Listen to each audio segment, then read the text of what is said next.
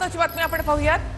अंबरनाथमध्ये भाजपच्या तेजश्री करंजुळे ह्या विजयी झालेल्या आहेत। आताची महत्त्वाची बातमी, शिंदेच्या सेनेच्या मनीषा वाळेकर यांचा इथे पराभव झालेला आहे। ते इथे भयमुक्त आणि भ्रष्टाचार मुक्त असा उमेदवार विजयी होणार असा दावा मुख्यमंत्री देवेंद्र फडणवीसांनी केला होता। अंबरनाथमध्ये भ्रष्टाचार आणि भय चालणार नाही असा दम सुद्धा त्यांनी भरलेला होता। त्यानंतर आता भाजपच्या तेजश्री करंजुळे या ठिकाणी विजयी झाल्या।